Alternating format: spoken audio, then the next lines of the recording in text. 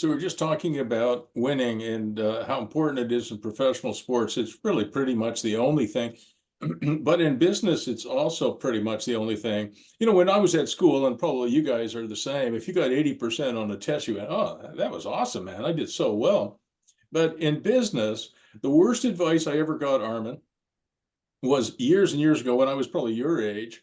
There was a tech guy in town. His name was Glenn St. John. And, you know, he was considered a really bright, talented guy, and I'm sure he was. So I went to see him, you know, to get some advice.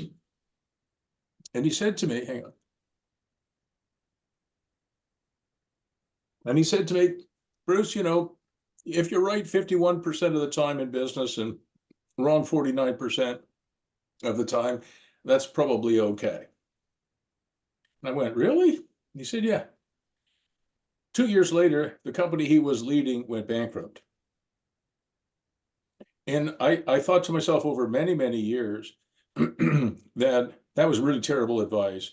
And the actual fact of the matter is, guys, you have to be accurate and correct probably on 97% of the decisions you make in business if you want to be successful.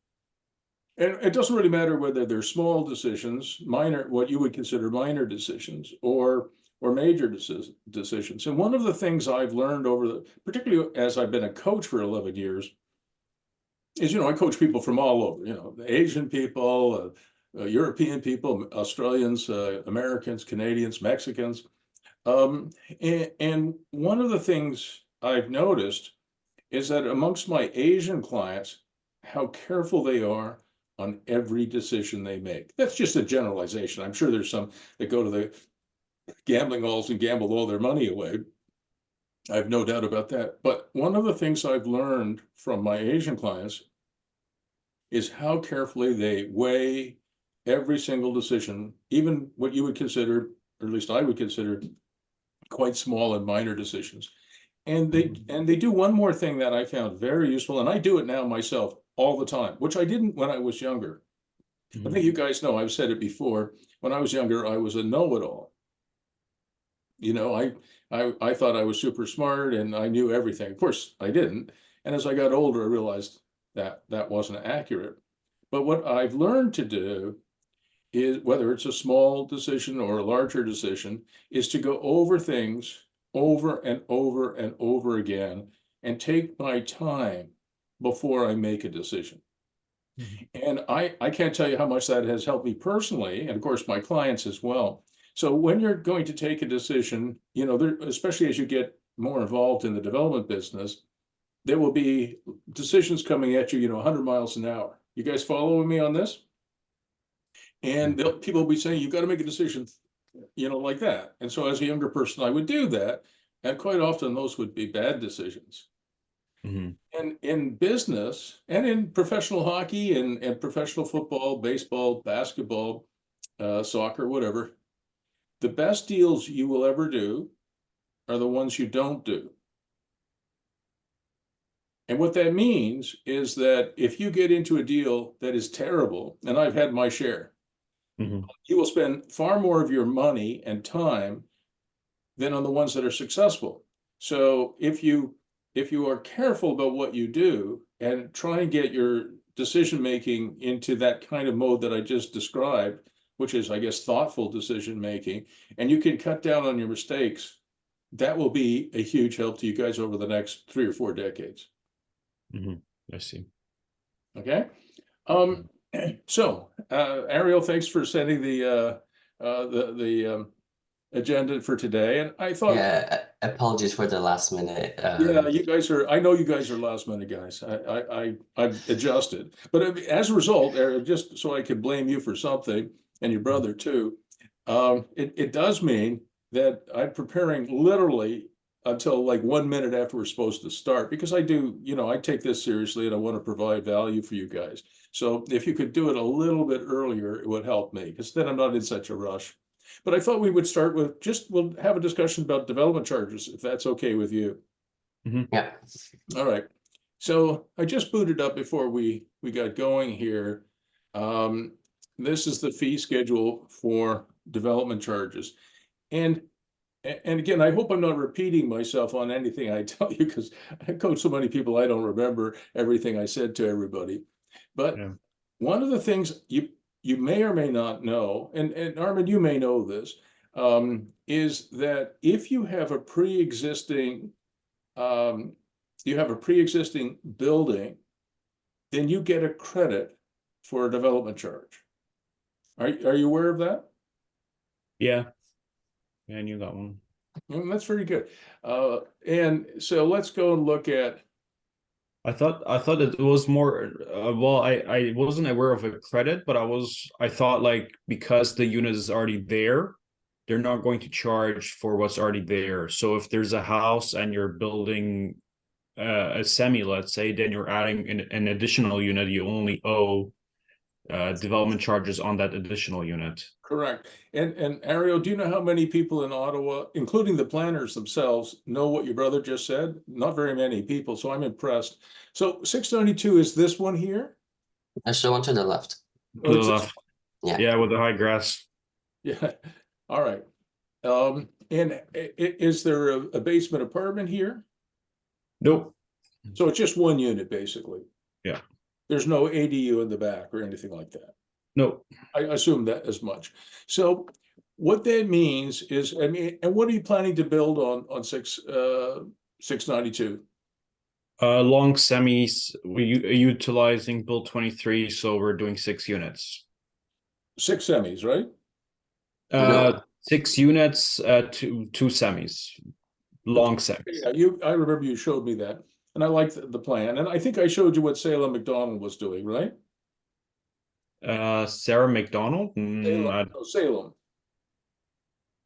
I'm not sure. At least, I think, did I not show you this? No. Well, we'll talk about that in a minute. All right, but going back to this, so you're going to have a total of how many units on this property? 6. 6. So you should get at least one credit for a development charge. So you may only pay 5 DCs instead of 6, all right? Mhm. If that makes any sense, all right. And I mean, out of those 6 units, would you consider them apartment dwellings, 2+ bedrooms?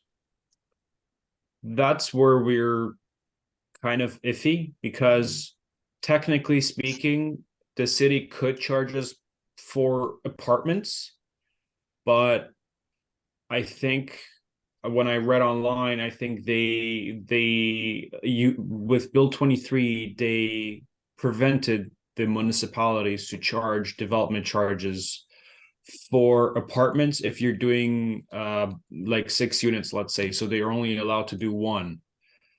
Wow. So, If they can so only, technically, so if they so can only do one, Armin, it means that you already have a credit for one. yeah, so technically I should be only spending $43,000. But when I talk to the city, they're like, no, it's per unit if you're doing something like what you're doing. But then I put in the verbiage from Bill 23, which said that there's only using Bill 23, they can only charge for that main dwelling and not the additional units. So I'm going back and forth with the city a little bit, so that's why I'm confused. I'm not sure, who's right, who's wrong. Am I, understanding everything incorrectly, or All are right, they correct? I I'm don't gonna know. make you the co-host. And if you don't mind, can you boot up the verbiage? We'll read it together. Sure. Let me see. Share my screen here. I believe it's Bill 23 development charges. Let me see if I can find something here. Exemptions. Bill 23. Charges.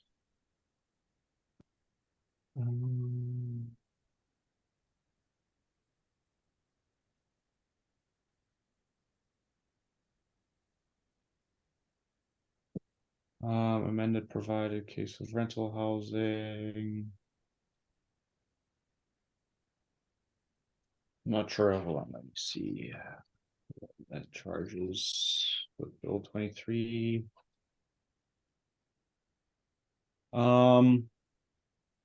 Was it this one here? I'm not sure. County faces.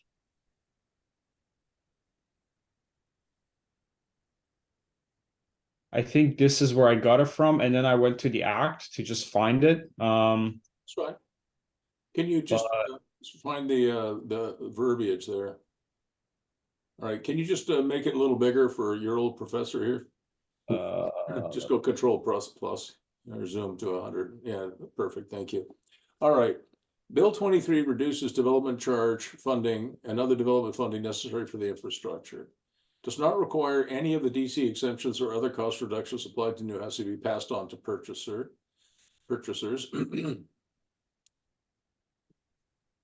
I don't think it was part of this one here. Oh, it's not there. It's not there. Yeah. I had it here. Hold on. Bill 23. Submitted.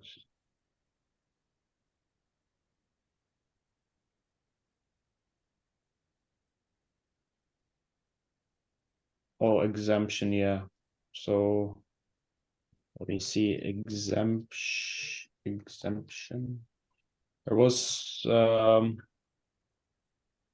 exemptions. Bill 23 does not require DC. Nope. Yeah, we already read that. Financial, additional residential. No, hold on. So Let me just do. Google yeah, exactly. Bill 23 exemptions. Okay, yeah, Bill 23 exempts 2 additional permitted units per lot from development charges, parkland and community benefit charges. The first one pays development charges. So, let me see if I can Well, open that. let me just read that for a second. All right. Bill 23 exempts 2 additional permitted units per lot from development charges. So if I understand it correctly, you have 1 unit now, and you get 2 additional units exempted. So if you're building 3 semis and they have 2 units each, theoretically, right? You could claim that it's 3 units and that you pay no development charges, I think. Right, yeah.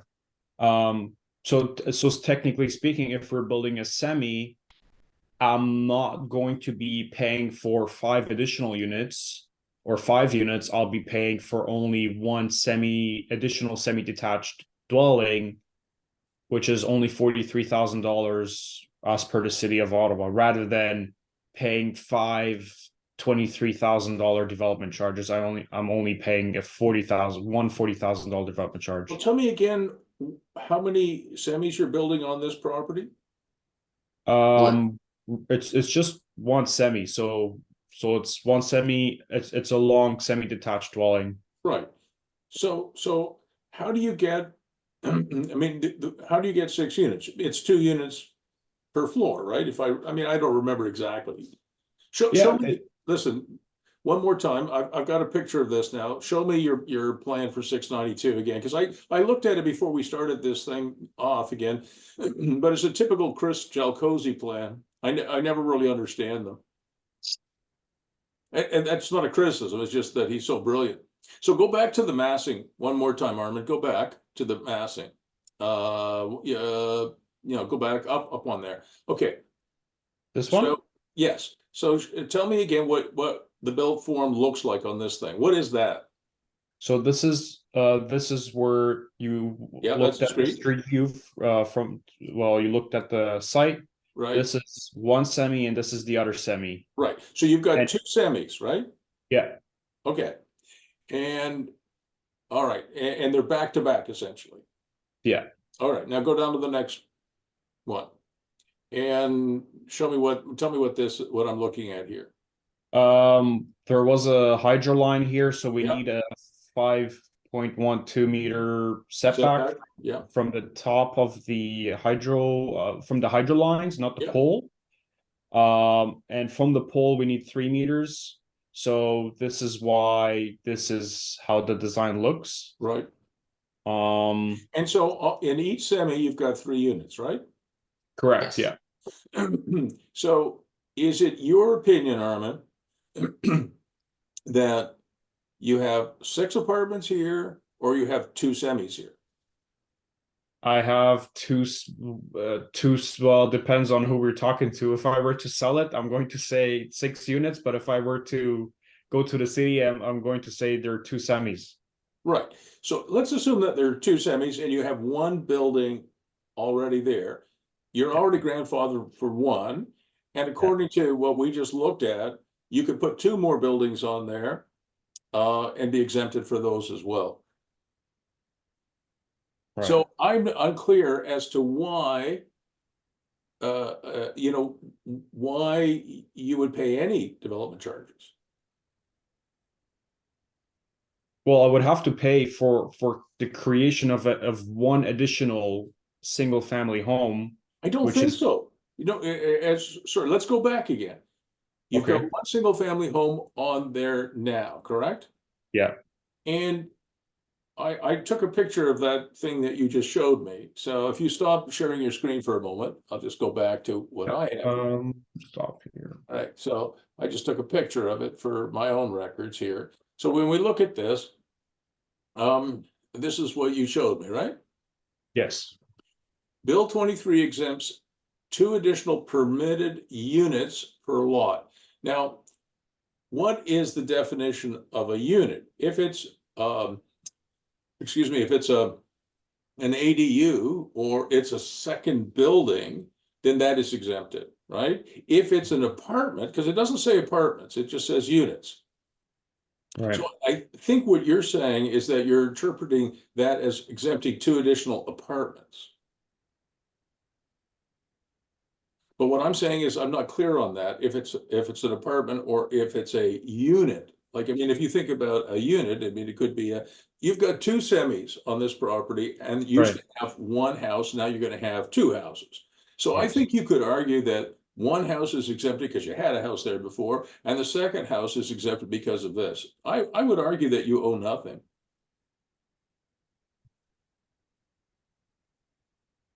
I think I'm not sure. So what the city wants to do is charge me for 6 units at Yep. $23,000 each, as Yep. per their DC schedule.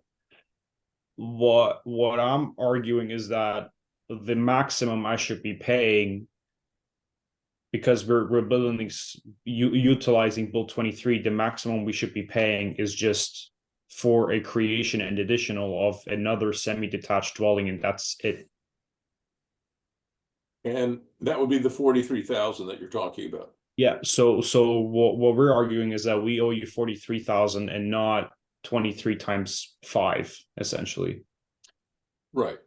And what I think you might do is you might argue that you owe nothing, because if you think about what you're arguing, you're paying another $43,494 for another unit on site.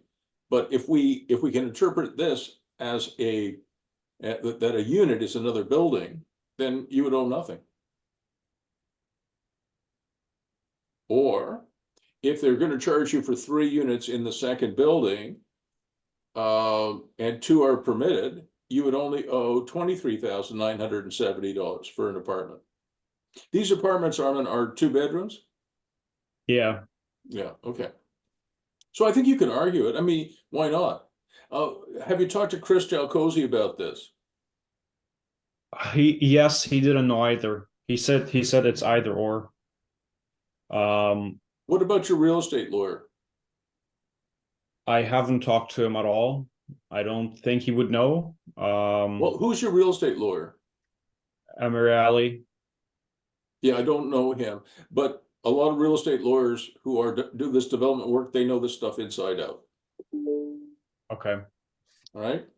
Listen, I'm just trying to save you a bit of money. That's all. Yeah, we're trying to do that as well. I'm just like not understanding why this. I'm not sure if I talked to the wrong person or if the city doesn't know, or if I'm in the wrong. I don't know. If I were to talk to a lawyer, that could also, I guess, give me direction and also be willing to back it up, of course. Correct. So I use Steve Shepard as my real estate development lawyer, right? Steve Shepard. And, Okay. yeah, I think I mentioned his name to you before. Yeah, and I remember that. And this is exactly the kind of issue that I would go to Steve for.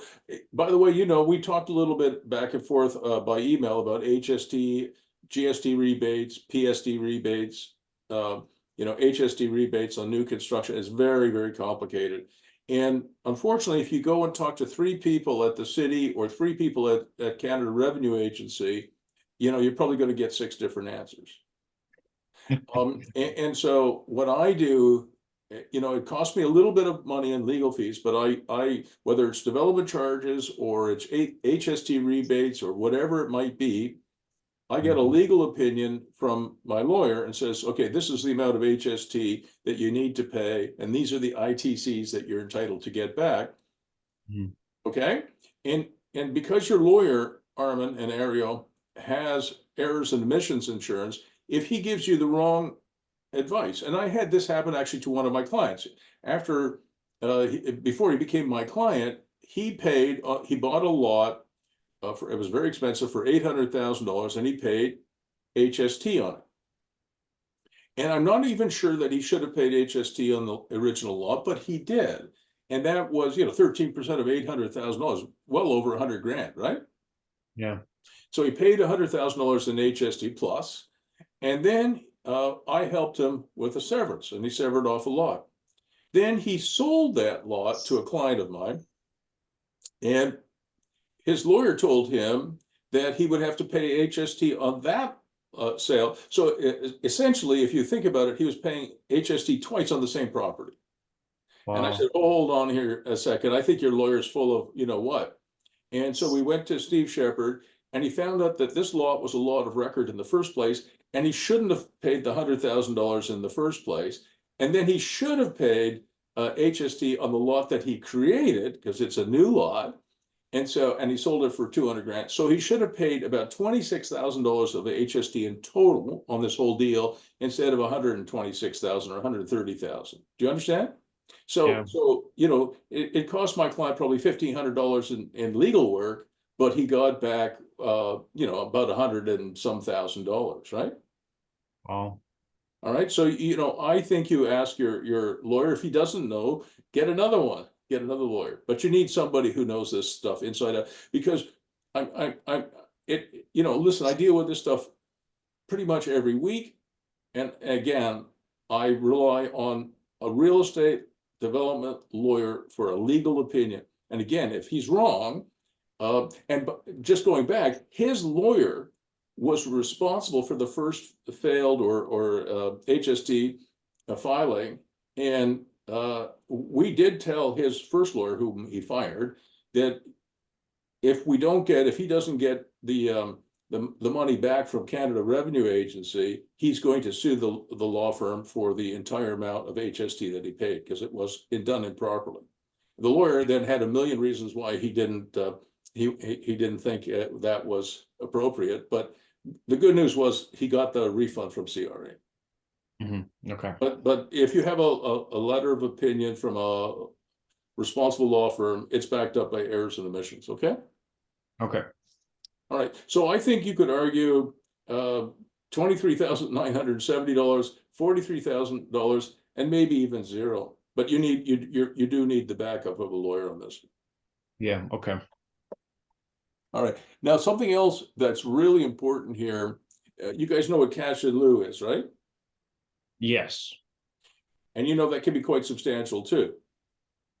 Yes, we've heard. We just don't know exactly how much it is. We can't really put I'm not sure about the calculation. I'm not sure if it's calculated based on the land value or something else. Well, you can read on the. Oh, hang on a second. I'm not even on the right page. Hang on. I've got the wrong screen showing here. I'll show you what this says. Cash-in-lieu means the payment of funds equivalent to the value of the amount of land that the city would otherwise have been entitled to require to be conveyed for park purposes as part of development. The payment of cash-in-lieu is usually required as a condition of development approval and is assessed as the value of the land the day before the city grants approval for the development. So typically, that's 5% of the land value, and they're going to require you to get an appraisal of the land value effective the day before they issue their approval. So what is the value of this property right now? 490,000, I believe. Yeah, and maybe the appraiser says it's worth 500 grand. So it might be, say, a $25,000 fee, but it could be considerably more if they think that because it's now an approved development site, it's worth $1 million. But you know, according to this thing that you dug up here, Armin, Bill 23 exempts 2 additional permitted units from development charges and parkland and community benefit charges. So Yeah. cash in lieu of parkland, I think you're going to be exempted as well. All right. So when you talk to your lawyer about development charges, at least try and make the case that you think the amount you're going to have to pay for DCs and the amount you're going to have to pay for cash in lieu is effectively zero. Yeah. Make the argument. And if your lawyer backs you up, then make that argument to the city, okay? Can I ask you a question? Of course. Let's say the city says you owe us $100,000 in cash in lieu, but I don't want to go through the dispute process. Is it easier to just pay the city, go ahead with the development, and once it's done, or while we're developing, we go back to the city and we say, look, you were wrong. This is how much we owe. We're going to go through the dispute process and we want the money back. I think that, excuse me, I think that's appropriate, Armin. But the other thing that I would do, maybe even before I did that, was I would talk to somebody in the economic development department of the city of Ottawa. I used to do this quite often. The head of the department there his name was Chris Cope. I don't know if he's still there. He's pretty old now. But economic development wants to see, economic progress in the city of Ottawa. They're doing what they can.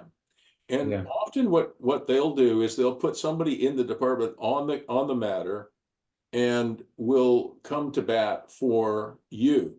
If you can make a plausible case, and your lawyer can make a plausible case as to why DCs might be zero or significantly less, or why cash in lieu might be exempted, 100% exempted under Bill 23, if they'll back you up, that does help you with the city of Ottawa, with the planning department. Okay, I see. And they're a lot faster than and you're more likely, I think, to make progress with it. And ultimately, as well, I've asked you this before, I think, you should probably introduce yourself to the local councillor in areas where you're working. They'll like you because you're young people, you're working in their riding, and councillors like to know what's going on in their ward, right? Do you understand? Yeah. And who's the councillor for Crystal Street? King, I believe his last name was Richard King or something. Yeah, probably. Yeah. So it's a very good area, as you know. So I think what you do is you should, I mean, it's just, you're young guys and you should introduce yourself to your counselor. So if you do buy 259 Bradley, you should introduce yourself to the counselor in Osgood or whatever it is, Daniel, whatever. And you should also introduce yourself to the counselor for 689 Crystal. And you just tell him or her, the counselor, what you're doing, and you're bringing, more housing to the neighborhood. You want to fit in. You want to work with the city. And so the first meeting that you have with your counselors, guys, and most of these counselors are more than willing to meet with you and in their usually in their ward offices, as opposed to the city of Ottawa offices. Yeah. And in the first meeting, it's just hi, how are you? I just wanted to tell you we're working in your ward, and this is kind of one of the projects we've got going. Just wanted you to know a little bit more about it. So you're not asking the counselor for anything in that first meeting. But if you run into trouble with the planning department, or you run into problems with you can't get economic development to help you, then you go to the counselor and say, "Counselor, I'm sorry to bother you, but we've made an argument, our lawyers made an argument that we are exempted from cash in lieu payments and that the development charges should be X dollars, not 3X dollars or 5X dollars, and we need some help." And usually the counselor will intervene. Mhm. So Okay. the counselor has a right of, I guess, like if the counselor says these guys don't need to pay development charges, then the city will accept, or how does the No, dynamic the work? counselor doesn't do that, but the counselor has tremendous power. And the power is not always like like Mr. Putin, if he doesn't like you, he eliminates you, right? Yeah. That's power of one sort. Counselors have power in pretty much any city, town, municipality, which is more based on influence and pressure, suggestions, right? So the counselor can say, "Look, we really should look at this again. The wording in Bill 23 is a little bit fuzzy. Can we interpret it this way?" So they persuade. But if you run afoul of a counselor, Armin, and you're a planner, that can be a career limiting move, if you understand what I'm saying. Oh, okay, I see. Sorry, could you repeat that part again? It could be a career limiting move, a CLM, career limiting move. In other words, you might find yourself fired one day. Mhm. Okay. I mean, counselors have a long memory. They have a lot of power, but it's mostly subtle. It's not like Mr. Putin saying, "Hey, listen, Ario, go and stick a needle in this guy full of poison and kill him," right? I mean, that's a different kind of power. But so they're not dictators, but they do have a lot of influence. Okay. So I can't tell you how many times counselors have gotten me and my clients out of trouble, pretty much in every city that I coach in. The States, Canada, overseas, Mexico. These people have a lot of influence. Let's just leave it at that. And it's very good to know them and listen to them. And if you ever get into trouble with not just the planning department, but if there's local opposition to something you're doing, again, the counselor likes to hear from you, not read it in the newspaper or see it on TV. Okay. All I right. see. So I brief counselors about what I'm doing all the time, and it pays off. And sorry, I just have one more question. With regards to the counselors, what are some other party members that have slight influence in a potential decision uh, in a scenario like this? Can you say that again? So essentially what I'm asking is what are some like other parties? So for example, counselor, as you mentioned, Yeah. that might have influence of tipping the scale, like in our favor, let's say, Right. in scenarios like this. So your lawyer, if he or she is any good, will have tremendous influence because they can talk directly to the city legal department. Okay. And if the city legal department says, actually, Ario and Armin are correct, and they talk to the planner is just going to give up right then and there. That's why the legal advice here is so important. So your lawyer can talk to I think the head of the legal department is still Tim Mark. I've known him for 30 years. So he's getting older too. But your lawyer can talk to the city legal department and say, "Look, we think that your planners are wrong, and maybe economic development is wrong too.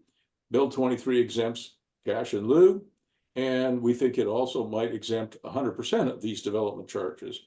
That's our legal opinion. Can you please comment?"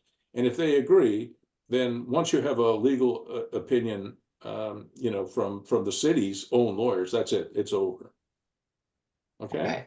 One other thing too, every once in a while, you guys may face a problem where a counselor, economic development, even planning, local counselor, I may have already said that, can't really help you. And so every once in a while, you might ask the mayor to help you. If it's a really serious fundamental issue, you can always go to the mayor. I mean, the mayor, he's there or she's there for a reason, right? Which is to listen to their constituents, their ratepayers. And I'll give you an example of that. There was a farmer who had farmed about 36 acres of farmland in the south end of the city of Ottawa in Barhaven. And he had a farmhouse on it, and he had raised 9 children, and he never made more than $36,000 a year. Wow. Yeah, I mean, that's tough. And he was quite elderly, and he asked me to help him sell the farm. And it was already inside the official plan boundary, so it was development land at that point. So I sold the land for about $11 million to Claridge. You got to remember, this guy had never made more than $36,000 in his career. And so we were getting ready to close a transaction to sell his 36 acres of development land to Claridge. It's part of the public record for about $11 million. I went off on holidays, and I came back. I was only gone a week or something like that. I came back, and I expected this deal to be closed. And I had the farmer and his wife on the phone with me, Ario, very upset. The deal didn't close. What had happened was 2 days before the deal was supposed to close, a City of Ottawa lawyer showed up at their lawyer's real estate office and said, oh, by the way, we have an option to buy this farm. Listen to this, for $25,000. We're exercising the option, and the city is going to close with Claridge, and the city's going to make the $11 million less than $25,000 that we would have to pay the farmer. What? Yes. And I went ballistic. You know, I when I was younger, Ario, I had quite a bad temper. I'm much better now, but you know, I just, you know, I was really pissed. So I don't do this very often. You know, I've been in Ottawa since 1983, so 41 years, and I think I've called the mayor of Ottawa maybe 5 or 6 times. So once every, you know, 8 years or something like that. So not very often, because usually I can be pretty persuasive and get my way without bothering the mayor. But I called the mayor, and it was Jim Watson. He was the mayor before Mark Sutcliffe, right? He was our last. Right.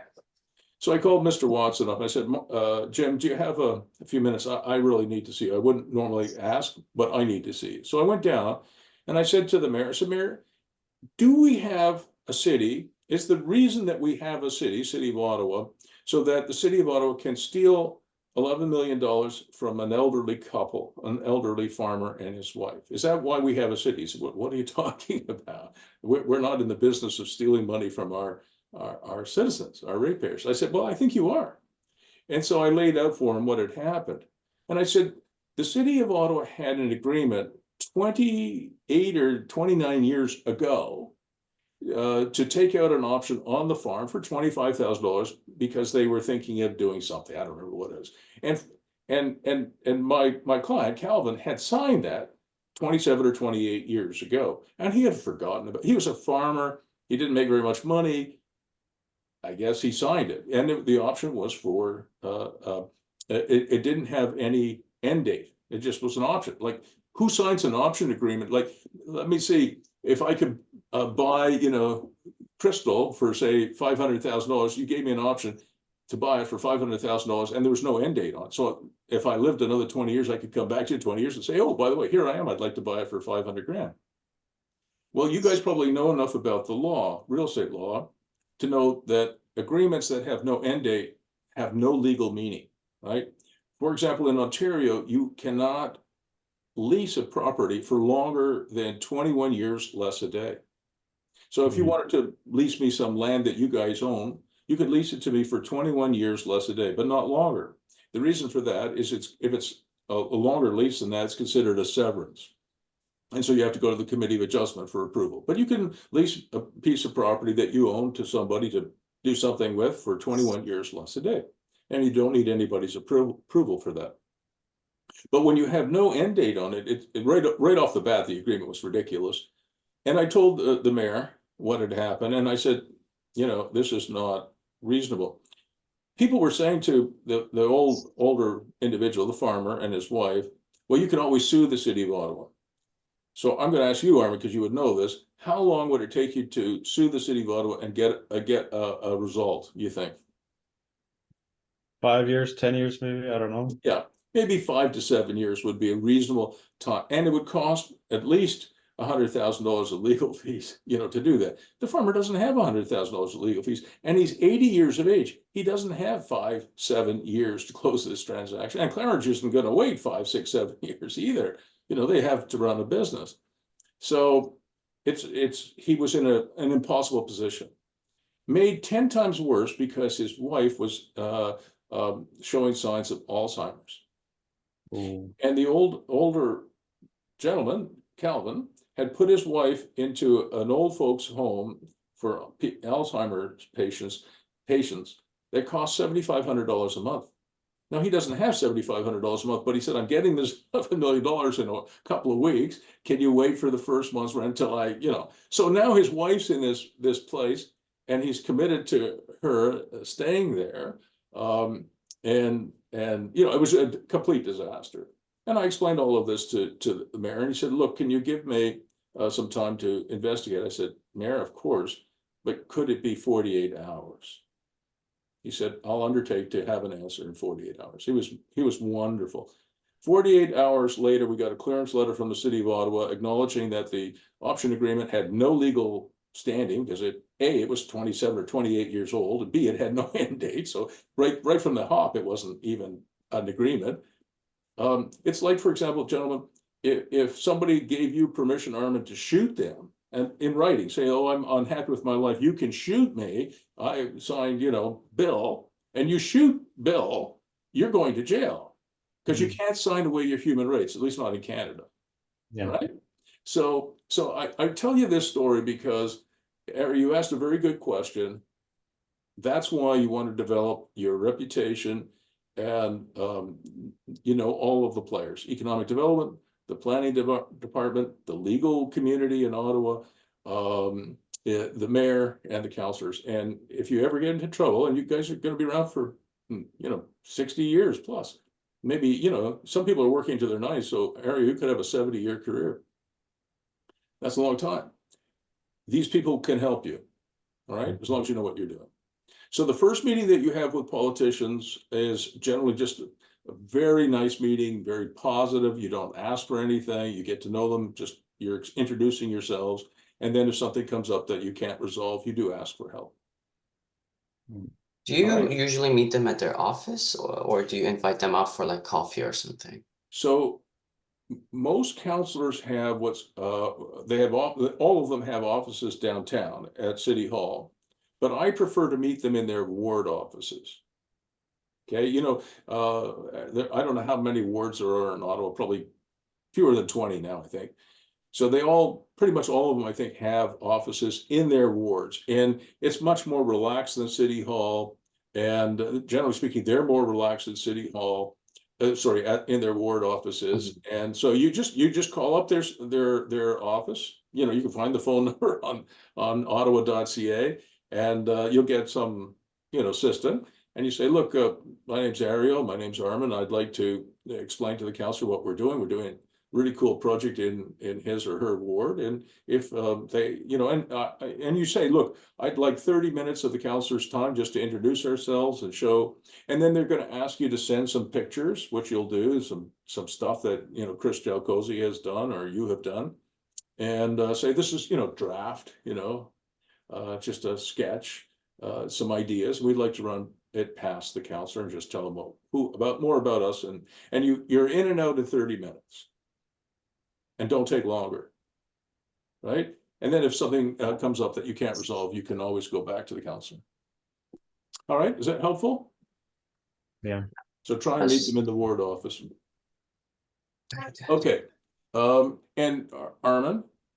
Yeah. The squeaky wheel gets the grease, right? You've heard that expression? Yeah. Okay. So, I think you take the position, once it's done, the research is done properly, that, you don't owe anything on DCs, you don't owe anything on cash-in-lieu, and then maybe you have to compromise on that, but not very much. mean, that's what Bill 23 is trying to do. They're trying to reduce the cost burden on you, not just so you can make more money, but so that you can at least provide more housing, right? Yeah. All right, so that's the intent. Okay. Is there anything else on 692 that you guys wanted to talk about? No, that would be it. There is one thing I'm trying to understand. The city has a template of building permit applications of the documents they need, but somehow, apparently, the city can make stuff up as they wish. For example, they say you need a geotech memo because your lot is abutting or very relatively close to the neighbor's lot. How do I want to save time and money and be as efficient as possible? And when I submit my building application, I want to have everything ready. How can I submit my application without being surprised of new studies that need to be done? Oh my God, you just asked the right question. Did you do a pre-consultation with the city on this project? No, I didn't know. All right. So I think it costs $500 or $600 to do a pre-consultation with the city on a project, any project. Okay. And it is, at least in my opinion, one of the few things that the city of Ottawa does, and many cities and towns do it in the States and Canada. It's one of, and in Australia too, and I'm sure many other places. It's one of the few things that these cities do that I think is really worthwhile. Okay. I have to take a Valium before I go to a pre-consultation meeting. I'm kidding. I don't take any drugs, but one of the things that you'll have to do before you go to a pre-consultation, is practice yoga or meditation or something like that, because they can be a real pain. But they're really, really worthwhile. And I'll explain why they're both a pain and worthwhile. They're both. So I went to a pre-consultation meeting on a development manager on a new vet clinic in Canada. It's a small 5,400 square foot slab on grade clinic for a veterinarian in Canada. I think I've told you about that before. And we did a pre-consultation. It was actually very good. I didn't need the Valium or the meditation.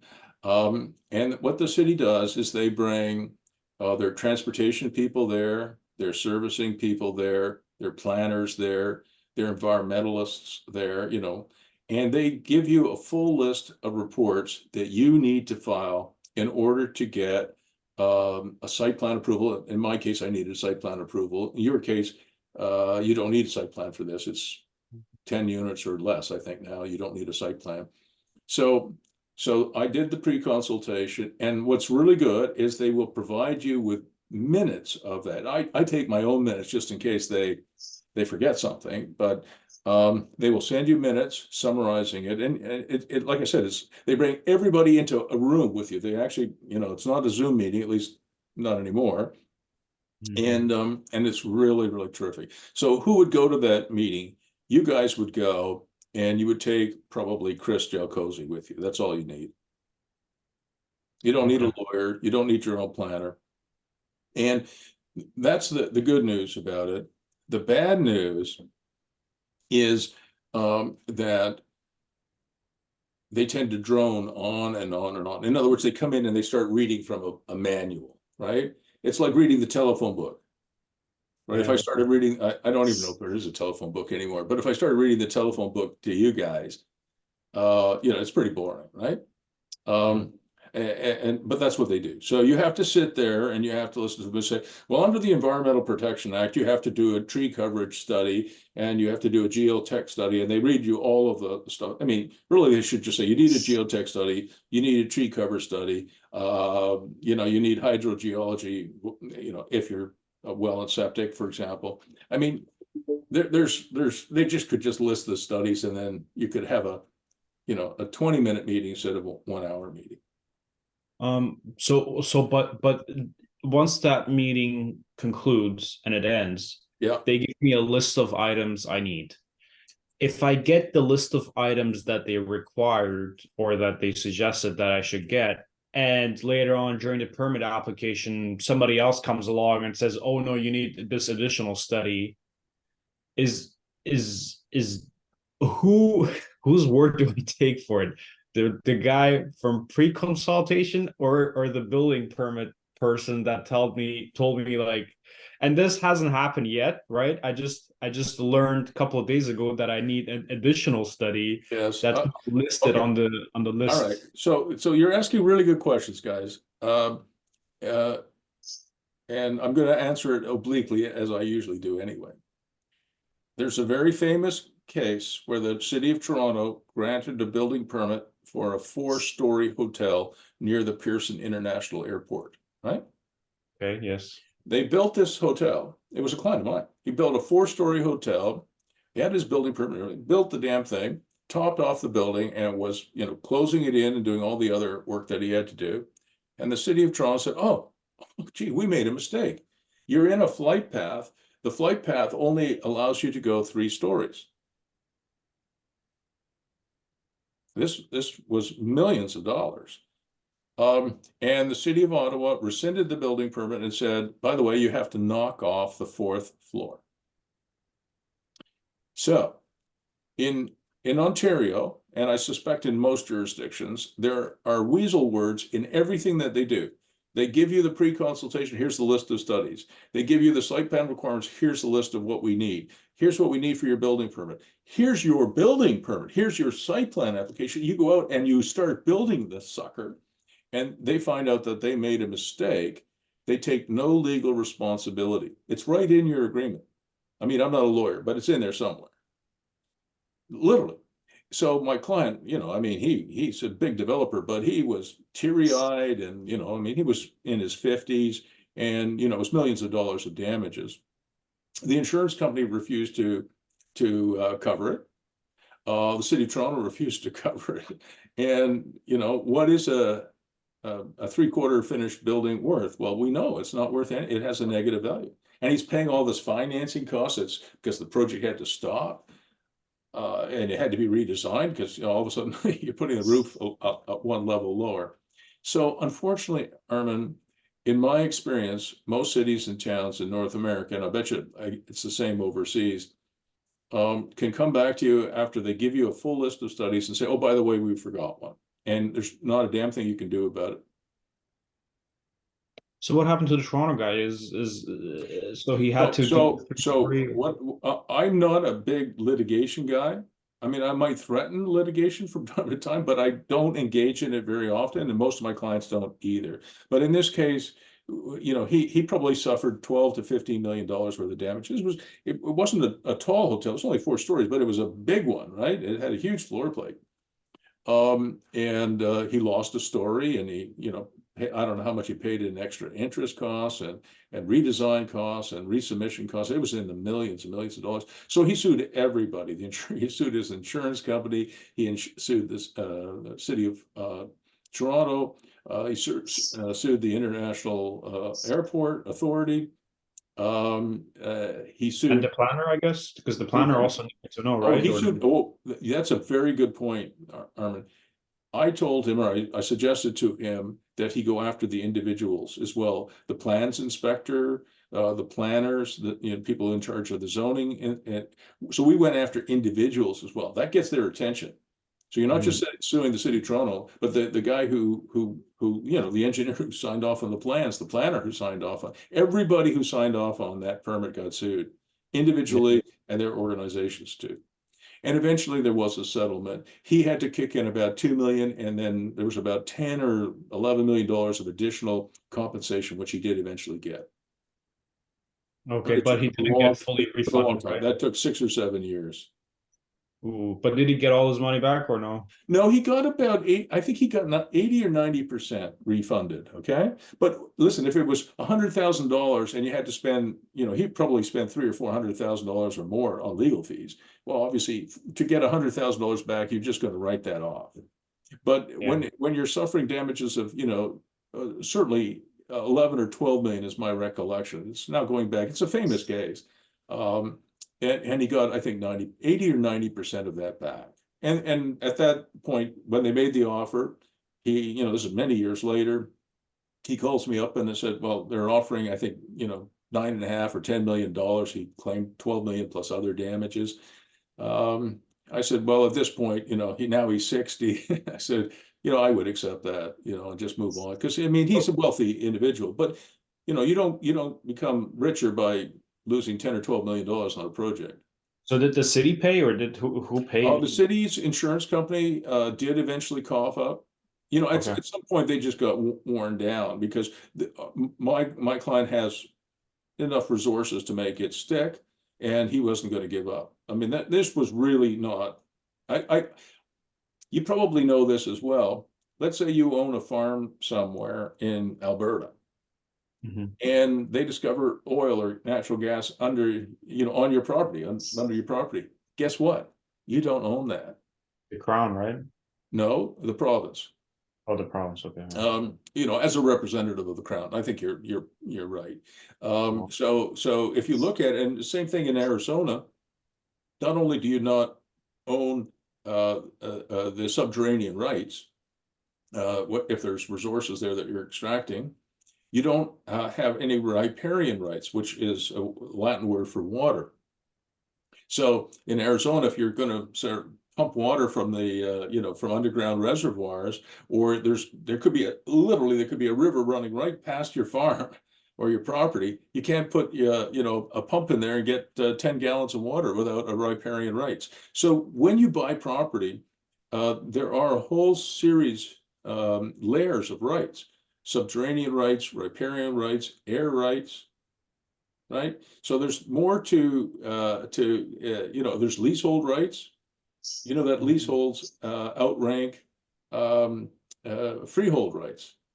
Yeah. So if you leased your nice farm somewhere to me for 21 years less a day, and then you decide to sell it and say, hey, Bruce, that 21-year lease that we signed, we're 10 years into it. Let's forget about the last 11 years. No, my leasehold rights are held in priority to yours. Yeah, they take priority. So there's all kinds of rights, and as you guys get more experience, you have to. I mean, I'm not worried about Crystal or the other property. I mean, there's probably not oil underneath there, gold, but you do have to be careful. Okay. Can I ask what happens if you find oil in your property? Like, what's the process? Like, do they compensate you, or do you try to keep it quiet and try to sell as much as possible? Oh, no. I mean, no. If we lived in Nigeria, and Nigeria is a huge oil producer, and we found oil under our property, we would not tell anybody, and we'd start pumping that thing and putting it into the black market as fast as we could, because unfortunately in Nigeria there really isn't much in the way of law, right? I mean, I have many clients from Nigeria, and they're very, very, very entrepreneurial, but in Nigeria itself, there's not much that goes. Law is not really something that is prevalent. So, and even in Mexico, which is quite a developed country now, and is, in my opinion, Mexico, if they can get control of their cartel issues, which is a big if, but if they could get control of their problems with the cartels, I think Mexico, certainly in your lifetime, will be one of the major, major economies of the world. It is doing fantastically well. The problem is that they do have significant, civil issues with criminal gangs, right? And you cannot create value. I mean, imagine if we owned a property in Kyiv, in the Ukraine. You're not going to have many Airbnb nights sold. I mean, it's terrible. So you cannot have any value created where you don't have the rule of law and respect for contracts. So Nigeria has that issue. Obviously, Ukraine has the war with Russia. Any place that where you don't have peace, order, and good government, you cannot create any value of any sort. I just thought of a funny joke. You said Airbnb. I thought of air bomb and breakfast.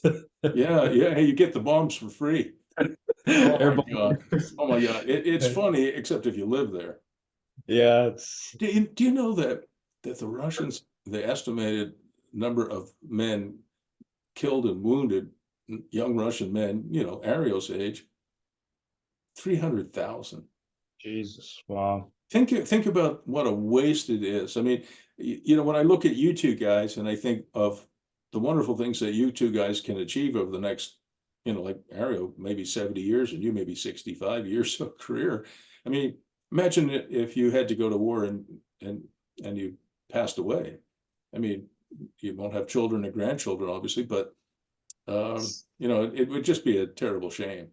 Yeah. 300,000 young people, their lives thrown away for what? I can't really figure it out. Okay, so unfortunately, you can't guarantee that the city won't come back to you, but there is recourse, I think. So if you get a pre-consultation list from the city and they come back and again they're unreasonable, they say, oh, by the way, we would like you to count daffodils on your property, which is really just, what are they talking about? They can ask you sometimes very stupid things. You could probably say, look, this is the list you gave us. It's not on the list. We're not doing it. And that's when you involve the local counselor, the economic development department, maybe the mayor at some point, or even your lawyer. All right, because sometimes it just becomes ridiculous. But it does, Armin, it does happen all the time. The city will come back and say, oh, we forgot something. Yeah, okay. All right, so let me show you the list that I got from the city on this. You know, this is the project that I've been working on. We finally got our site plan approval, by the way. It took 3.5 years. Oh. So what are some of the things that, so you can see, can you see my screen okay? Yep. So that's right there. Number 3 on my list was the City of Ottawa pre-consultation. All right. And do you notice what was number 4 on my list? It was a meeting with the local councillor. At that time, it was Eli El-Shantiri. And today it's a young man. Eli is retired. Mm-hmm. And then, so we needed, because this is on rural services, so water, sort of well and septic, we needed hydrogeology study. So, you know, what kind of quality water are we going to get from the aquifer that's underneath this property? And we needed geotech, you know, what is the bearing capacity of the soil, right? So hydrogeo is about water and wastewater, well water and septic, and geotech is about the soil bearing capacity. Then we needed an environmental impact statement and tree conservation plan. We needed a site servicing plan, and we used the Zoran Mirda for that. He's fantastic. We need grade control and drainage plan. That was Zoran again. There's our geotechnical study, which I already mentioned. Servicing options, again, that's Zoran. We had to have a transportation impact assessment because this is a commercial building and it's dumping traffic onto March Road and Dunrobin Road. What else do we have? We had an erosion and sediment control plan. Do you know what that is? I think it's with regards to the land eroding, I think, if I'm not mistaken, right? Right, exactly. So when you're doing new construction, you may not have to do that here. I'm not saying you have to do all these studies. I'm just saying this is what we did for this project. So when you're not allowed to dig on a property, excavate on a property, and have you know, huge piles of material on site. Then you get some rain, and the sediment washes into the ditches, and fills up the ditches and can block, you know, stormwater. So you have to be able to control erosion from the site. I don't think you're going to have that here, but we did certainly on this property. The next one is connected to that. Again, it's stormwater management, because, you know, there are lots of countries where they don't have enough water. Ontario has more water than we know what to do with. So you have to be able to make sure that you're not flooding the neighborhood, right? So you have to make sure you have a stormwater plan. We already talked about hydrogeo. Oops, sorry. What else do we have here? You need to write a planning rationale. You may not have to do that, but we did. Which is, again, your planner does that, or maybe Chris Jalcozy does that, where he justifies the project, you know, from a planning point of view, that it is consistent with the zoning. Mm-hmm. We had to do a public consultation. I don't think you'll do that here. Then we had, of course, a site plan that we did. We had to do a landscape plan, so that is a required study. We had to do a phase 1 environmental site assessment. Again, I don't think you have to do that here, but we had to. What else do we have? I think that's it. No, there might have been some more. Hang on. It's a lot of studies. Then we, of course, we had building permit drawings. And we building permit submission, which we're doing now. We had to do an interior design because a vet clinic is a very specific kind of thing. So we have a designer who does the interiors for the vet clinic. That, again, is not something that you would have to worry about. And that's about it. All right. So that when we do the pre-consultation, they brought everybody to the table. We had a full list. And to give the city credit on this file, it took us a long time, but they didn't add any new studies. Okay. All right. Credit where credit is due. All right. So have we done with 692 Crystal? Yes. All right, Unless somebody has additional follow-up questions. I'm okay. Okay. Well, that's all right. I mean, listen, I'm here for you guys, and I enjoy seeing you guys and talking with you because you have wonderful questions, and they're getting better because you're getting more experience. Ario also asked in the to talk about what underwriters are looking for. You know, when you submit for a loan, right? I thought that was a wonderful question. So I wanted to show you one that I did. I think it was yesterday, if I could find it. Yeah, here it is here. I wanted to show you what I think lenders are looking for. So an underwriter, I'm sure, Armin, you know exactly how this works. The developer has a project that he or she they would like to undertake. And they apply for construction financing. So it's going to a lender. The lender has an underwriter that, you know, will look at this and say, yeah, this makes sense. We should loan 65% or 80% or whatever it is of the construction cost to these people. Okay? Because we like the project. So what is the underwriter looking for? And I'm going to share my screen with you guys. So before we got going, Ario, I asked ChatGPT, right? Our little AI friend there. What are lenders and underwriters most looking for when I submit a loan application? And the answer that ChatGPT gave was not bad, but it's more oriented towards like a homeowner as opposed to you guys who are developers. But even as a developer, Ario, the underwriter will definitely look at your credit score, your personal credit score. So you know, I'm sure both of you have good credit scores. Do you know your credit scores? I think mine was a 720, I think the last time I checked. And Ariel, what about you? I just opened a bank account. They did a self check. The guy said it was excellent, so I'll just take his word for it. Okay, so rather than take his word for it, Armin, have you signed up for Credit Karma? Yeah, I have Credit Karma, yeah. So you would know exactly what it is. So Ariel, have you signed up for Credit Karma? No. Okay, this is a free service. Actually, not even on Credit Karma. Shit. Yeah, here we are.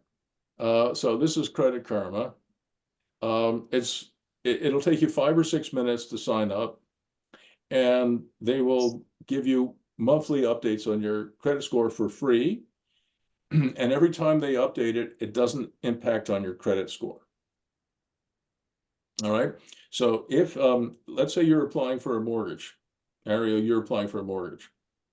One of the reasons why I strongly suggest that you use a mortgage broker, whether it's a commercial construction loan, a commercial mortgage, or a residential mortgage, I use mortgage brokers because they can pull your credit score and they can send that credit score and an application to the underwriters of 12 lenders with the press of one button. If you, Ario, had to talk to 12 different lenders and 12 different underwriters, and they each checked your credit score, every time they would check your credit score, you would lose about 2.5 or 2.6 points. So if you have 20 underwriters, you could lose 50 points on your credit score if they all check your credit score. Plus, on top of that, it takes hours to do it. Why would you ever want to do that? Are you following me, Ario? Yeah. But the good news about Credit Karma is it's free. It's a pretty good service. They give you monthly reports, and it doesn't impact your credit score. They could ping the Equifax and TransUnion 20 times a day if they wanted to, and it wouldn't impact your score. All right. So I tend to use mortgage brokers. Armin would know this already because they'll pull your score once and apply to 12 or 15 lenders with a push of a button. Save you days and days of work. And in most residential mortgages, Ariel, the mortgage broker is paid by the lender, not by you. Okay, commercial mortgage is a little different. You probably end up paying some fees, right? But still, what I would strongly suggest you consider is signing up for Credit Karma. And I'm on Credit Karma. My credit score is a little better than yours, Armin. It's about 790 or 800. So, Ario, do you know much about credit scores? Yeah. Impacts interest rates, or I guess just it's your reputation in terms of taking credit, I guess, or loans. 100%. And what you, Armin, what you want to make sure, to the extent that you can, is that your credit score does not fall below 710. Okay. At 710 or above, you can get a prepaid cell phone. You can get a home mortgage. You can get pretty much anything you want within reason, I suppose. Above 800, fantastic. A perfect credit score is 900. I have some clients who have like 900 credit scores, but mine hovers around 800 because I have so many different involvements. It would be, I think, impossible for me to get much higher than that. But 790 to 800 is fine. 720 is fine. Below 710, it gets much more difficult. When you're a 650, Ario, it's hard to get a prepaid cell phone. It's hard to get a home mortgage, et cetera. All right. So you want to try and aim for 710 or more. So be careful.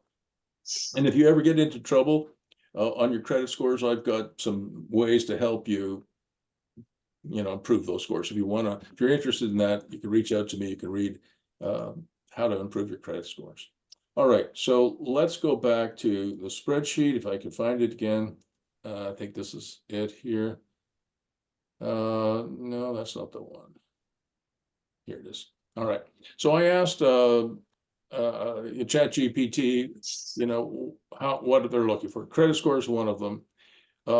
And this is true for commercial as well. Income and employment history. They want to know who they're dealing with. So do you each have CVs? Like resumes? Yeah. CVs, Yeah. a resume, yeah. Yeah. Armin? Yep. I Okay. do. Mine is pretty simple.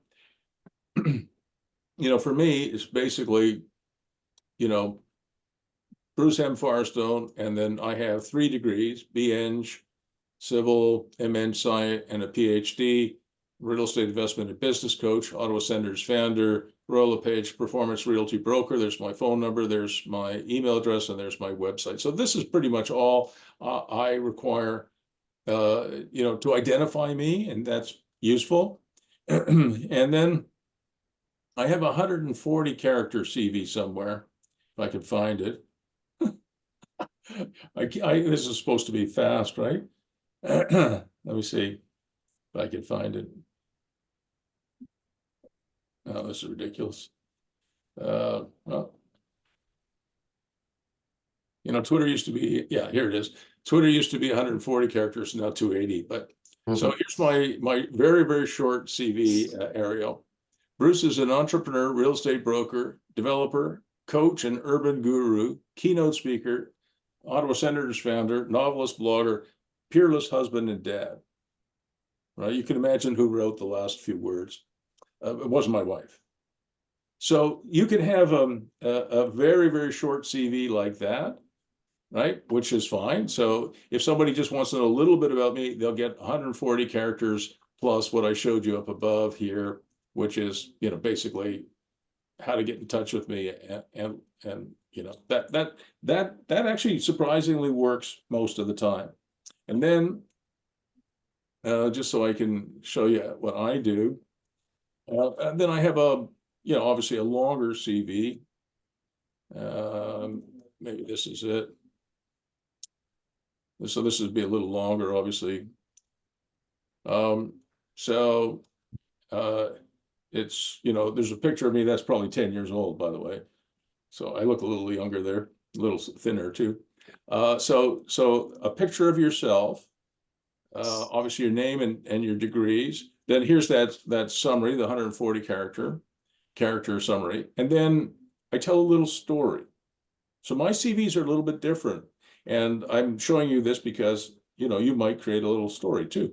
Bruce M. Firestone is best known as an entrepreneur, real estate developer, real estate investment and business coach, plus founder of NHL hockey team, the Ottawa Senators, their home arena, Canadian Tire Center, and the Ottawa Senators Foundation, a children's charity, as well as author, professor, consultant, mentor, real estate broker, novelist, and urban guru. Bruce is an effective keynote speaker for organizations with a positive focus on creating opportunities for their stakeholder group. So I actually tell this as a story, as opposed to, you know, just, you know, you see, you know, Ario, you know what most CVs look like. It just looks like a laundry list, right? Again, it's the telephone book. Yeah. And I even have a motto. My current motto is making impossible possible, right? So if I send this out, you know, to somebody, it's like, reads like a novel, really, in a way, okay? And that, I think, is a much more effective CV than just a laundry list. You know, I was a scout, I was a volunteer, I was, you know, I did this so many years at university, I have this degree, you know, I had this job, I had that job. Tell a story. Does that make sense, Armin? Yeah. And I'm going to send you both my CV. Hang on a sec, I'll send it to you now. There we go. Armin, just so you can see what I did. And I think it would be really worthwhile for you guys to create CVs that kind of look like that, you know, that tell a story about yourself, because people aren't really interested in reading your laundry list. They're really interested in getting to know you as a person. Okay. So anyway, I'll send you that, and you can, your CVs will stand out then, and that is telling a story, and it's personal reputation is very, very, very important. All right, so let's go back to I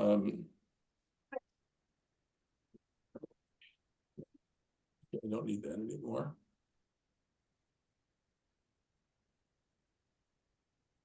This one's here. Yeah.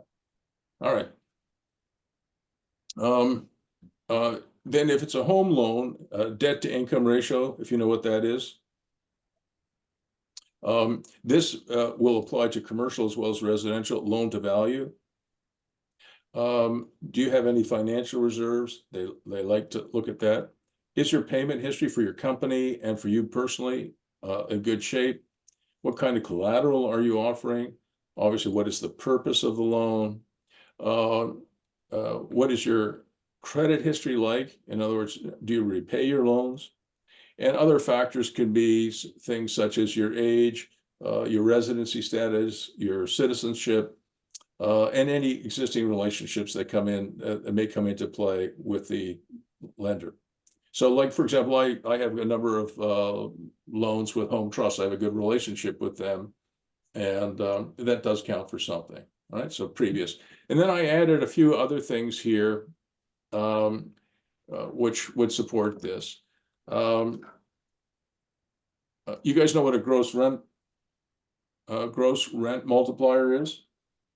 Yeah. So most commercial lenders are looking for you know, gross rent multiplier anywhere between 4 and 5. Anything lower than 4 is considered a bonus. A gross rent multiplier is equal to the property price or the current market value divided by the gross rental income. It's pretty simple. So essentially, it's just a PE ratio, I guess you can. Yeah, to some I guess extent. you could say that. I mean, this is a very typical thing that you get from lenders. And some lenders still insist on business plans. I'm sure both of you know how to write a business plan, correct? Mhm. Yeah. But I have found many of my lenders and underwriters prefer a slide deck. They want a story. They don't want to read a 40-page, you know, they don't want to read a 40-page business plan. In a 40-slide deck, somebody can look through that probably in 10 minutes. If it was a 40-page business plan, you know, with a lot of text, it might take hours to read. So I mean, when you deal with government, you almost always have to have a business plan. When you deal with a chartered bank, probably you do need a business plan. But when you're talking to B lenders, probably not. You need to have a strong financial analysis, so that's typically spreadsheets, right? You have to be, you know, spreadsheets. You have to be good at that, which I'm sure you guys will be. And you want to have a really strong appraisal. Mhm. And let me show you one that I was working on yesterday. This is actually for a client in Texas. He's developing, he now owns a site where he can build out contractor yards. You remember what contractor yards are? Yeah. Yeah, these are yards where you can have small workshops and you can park your equipment, your trucks, you can store material there. It's a great business. So the amount that he is going to require to do his fit up on this particular site, it's about 5 acres, is about $800,000. But he has something which we call phase zero. Phase zero is just, you know, what am I going to do immediately to get some income in the door? Okay. So rather than spending $800,000 on a full fit up of, you know, fences, grading, gravel, electrical, what have you, he's going to spend about $250,000 on phase zero. He's going to end up with 14 contractor yards, which will generate just under $4,000 a month in gross, or maybe that's net income. Yeah, net income. He's got a warehouse, which is existing warehouse, which will generate another $2,400 a month net. So his net operating income after phase zero, which he could probably do in 3 months, is about $6,200 a year. So that's net. Gross would be more, obviously. So that gives him about $75,000 a year in net operating income. The cap rate in this area, if you know, the market cap rate is around 6.5. So what we're hoping is that probably a year from now, after phase zero is complete and he's leased it up, he'll get a valuation by an appraiser of about 1.1 million. Right? Maybe 1.2 if we're lucky.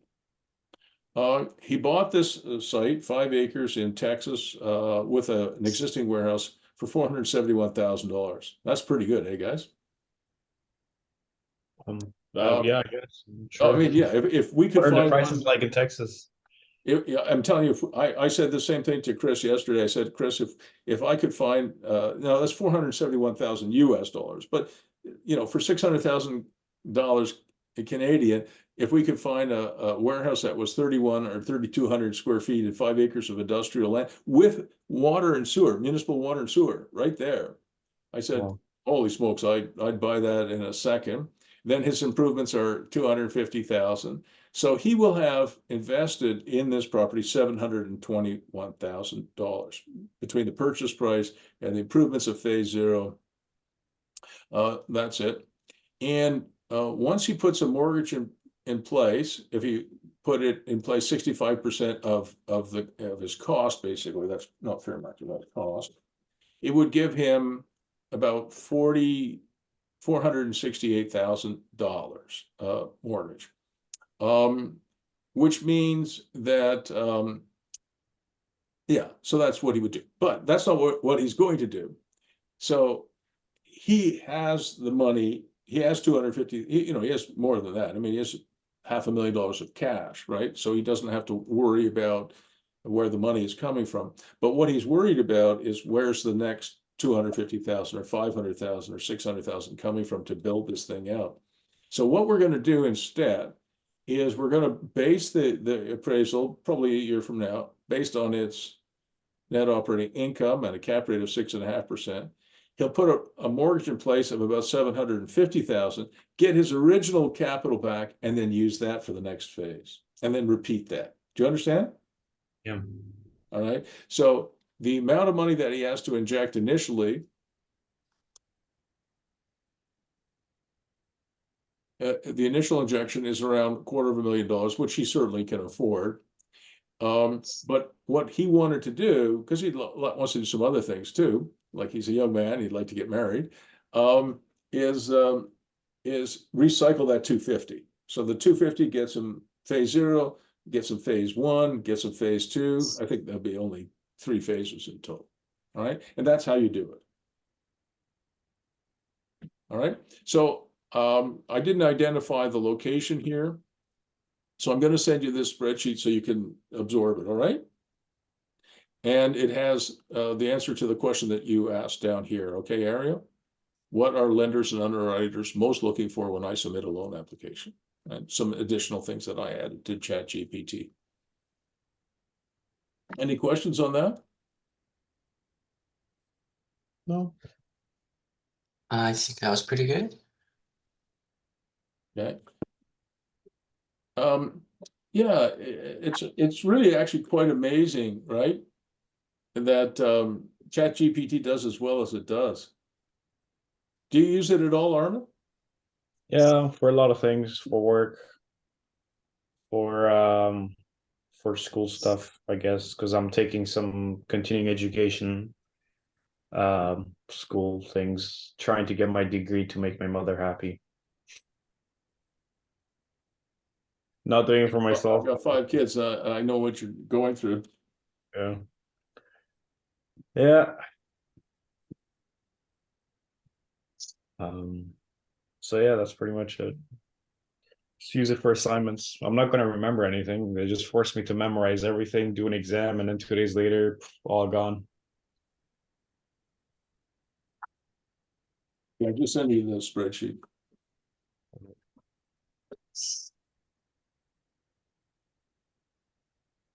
All right.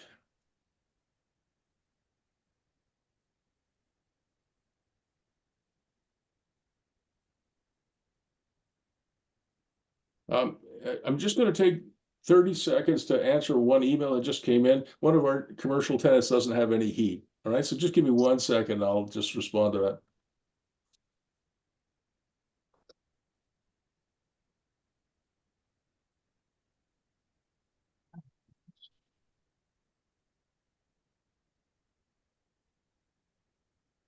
All right, done.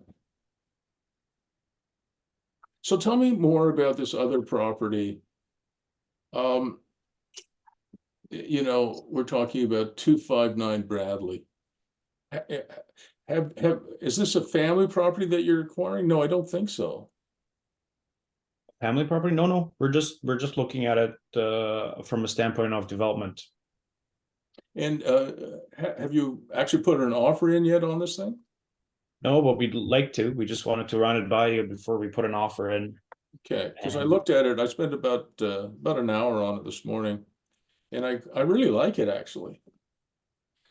So I sent you this document. I don't know if you saw it just before we got going. Yeah, I said this one. Armin, you know Geo Warehouse, right? Yep. I'm sure you have access to it, right? Yep. Okay. Did you pull it yourself? Yep. Okay. I wouldn't put an offer in on any property until I looked at Geo Warehouse. So I really quite like it.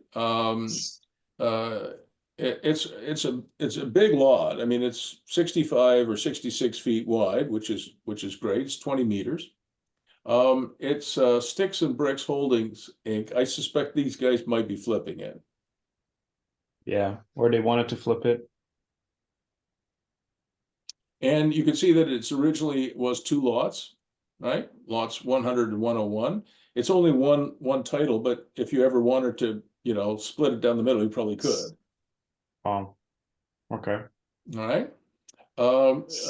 There's the dimensions, just under 66 feet, just under 20 meters, and 30 some meters deep. Could I just could we go back to the double lot, the Yeah. legal description? Yeah. Sorry to interrupt. You said if we to sever it, we could. Probably. Do we still have to go through not minor variance, but the committee of adjustments to do the severance, I guess? Yes, you do. Yeah. Yeah. Okay. But a committee of adjustment is one of those,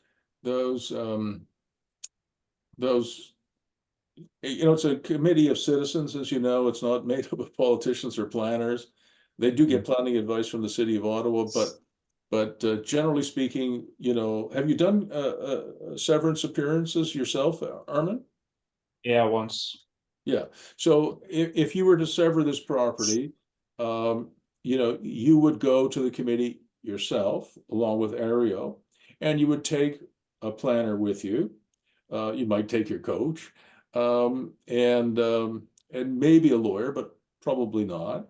And you would say you go and you appear yourself. Like I've been in front of the committee of adjustment probably several hundred times, right? And I don't think I've had any of them turned down. I probably have had one or two turned down, but I don't remember. I think our success rate is really high. And the reason that you don't just have a lawyer show up and speak, or an architect, or a planner, the reason that you appear is that, again, it's a committee of your peers. That means they want to see you. Even if you don't say anything, even if you just say, hi, my name's Armin. This is my brother Ario. We're here with our planner. We're here with our coach. We're here with our lawyer. We're here with our architect or architectural technologist. And our architectural technologist is going to make a short presentation. Maybe that's all you ever say. But then if the committee has questions, the chair of the committee or any member of the committee has questions, you're the owners, you're there to answer. Do you understand? Yeah. And if there's any conditions that they're going to impose on the severance, you can have a sidebar conversation with your advisors, and you can say it's acceptable or it's not. So it's very important for the owners to show up. Okay. Okay. And as you know, if you decided you wanted to sever this property, you could do that even while it's under agreement of purchase and sale, as long as you have the permission of the seller to apply. Okay, I understand. And I suspect you could probably get it done because it's 66 feet. There are lots of lots in Ottawa that are 35 feet wide, right? You can still do some nice stuff on a 35-foot lot. So MPAC assessed it at 370,000. That hasn't changed in the last few years, which is good. They say it's zoned as a duplex, but actually it's an R4. You guys know that, right? Yep. All right, so that's good. There's an existing house. It's described a little bit here. 3 bedrooms, built in 1935, so it's probably at the end of its life. 3 bedrooms, 2 bathrooms, 2 stories.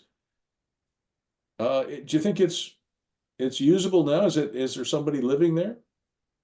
2 units are tenanted. There's an additional unit which is non-conforming, which is vacant, which is the basement unit.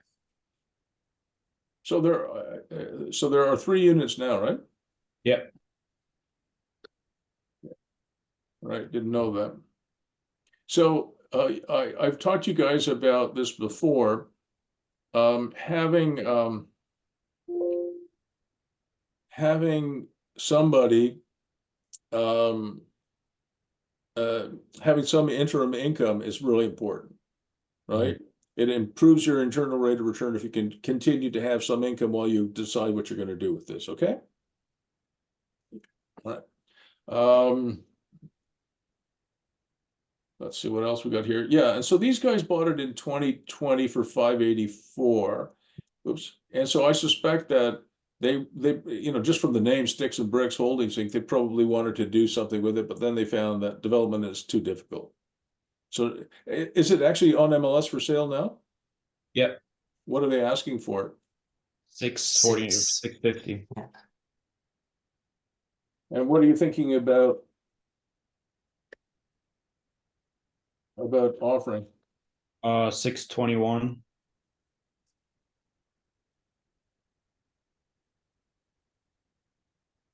Yeah. seems reasonable. All right, I'll just save that.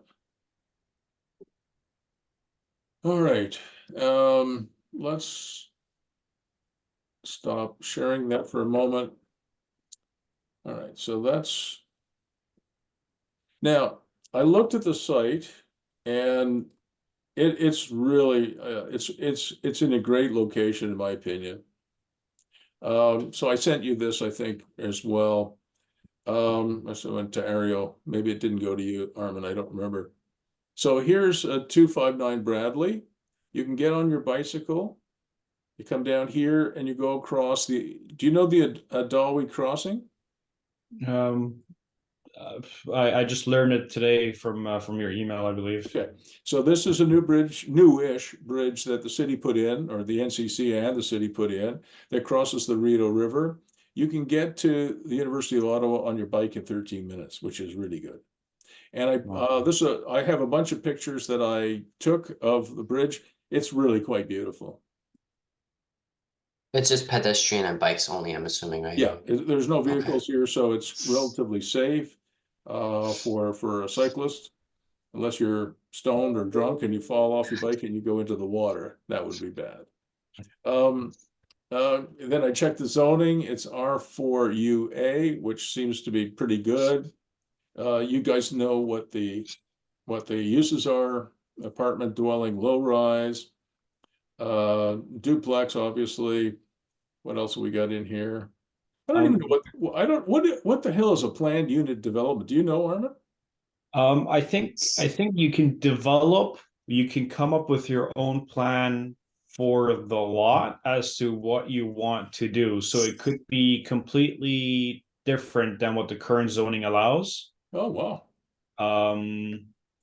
There was an example, but I have lost that. And actually that's also why I wanted to talk to the city to see, I guess, what we could do under the PUD or planned unit development zoning, I guess. That's really cool. I mean, I learned something today. Thank you for that. You could do a rooming house if you wanted to. You get an additional dwelling unit. You get semi-detached. You get stacked dwellings. You get townhouses. You get 3-unit dwelling. I mean, there's a lot of good stuff here. I quite like it. And I wanted to show you a project not too far away that one of my clients is thinking about. So this is on 255 Pressland. Do you know where that is? Oh yeah, we have a rental unit there. Yeah, okay. So you already know where it is. And this lot, I have it here somewhere. Hang on a second. This lot is only 50 feet, right? So it's 50 by 100. So your lot is quite a bit bigger. And so this was the plan that young Tyler there was looking at. So a couple of things that I like about the plan. So he wanted to do micro suites, right? Okay. And and this is, like I said, it's a 45-foot lot. And he hired one of my former students, who's an architect, Tim Moore, to help him with the plan. So you know, he's got bikes because, you know, biking to the University of Ottawa is cool. You come in here, he's got some parking here. And I want you to look at this for a second. He's got a lower level here with what I call a manufactured walkout. Can you see that here? Yeah. And what I mean by manufactured walkout is, you know what a walkout condition is, right? Yeah. So what we tend to do is instead of just having a narrow stair going down and you feel like you're underground, we have a much deeper walkout, which allows you to have a wall of glass and, of course, a lot more light, and it feels like as if it's more of a ground floor unit, less of a basement unit. So there's some basement micro suites. They're all micro suites, ground floor micro suites, second floor and third floor. Second floor has some balconies over this part here. Third floor has some balconies as well. This is just a sketch, I guess a side view, lots of windows. Another side view, again, lots of windows. And the units are typically here, they're studios, they're typically between sort of like 250 and 300 square feet. And micro suites, loft micro suites should be, I think, mostly 250 to 350 square feet. Okay. All right. But UBC, the University of British Columbia, I think I've sent it to you before, have done micro suites as small as 140 square feet. Okay. So the smallest unit here is 200 square feet, and the largest is probably just under 300. Let's see. Oh no, you've got some bigger ones on the top floor. You've got some that are as big as 365 square feet, 373 square feet. So they do vary in size. So this would be the top floor, I think. No, this would be the top floor. And again, these are a little bigger, so they would be close to 360, 350, 380, something like that. And I think this was one of Chris Delcozy's additions to the whole thing, is I think that the if I go back here, sorry guys, I'll go back up a little bit. Yeah, so up here, he created like a loft space. I think Chris Delcozy actually suggested that, I believe. And so if you look here, it means that those top floor units have the loft here and the studio apartment here, and then you can go upstairs, and then there's a little mezzanine up here where you could have another bedroom or your private office or semi-private office. It's pretty cool. So here's Pressland, and I guess it's on the near the corner of Whitten and Pressland. And there's the site. And I guess he has it doesn't have many parking spaces. Maybe he has 2 or 3. Lots of room for bikes. And that's a little better view of the manufacturer walkout condition, if you sort of see what I'm getting at there. Yeah. The zoning very similar to what you have, R4N. Let's see if there's anything else I wanted to show you out of this. Did you end up building it, or no? Because this was before they reduced the site plan requirements from, well, increased the site plan exemption to, I think, 10 units.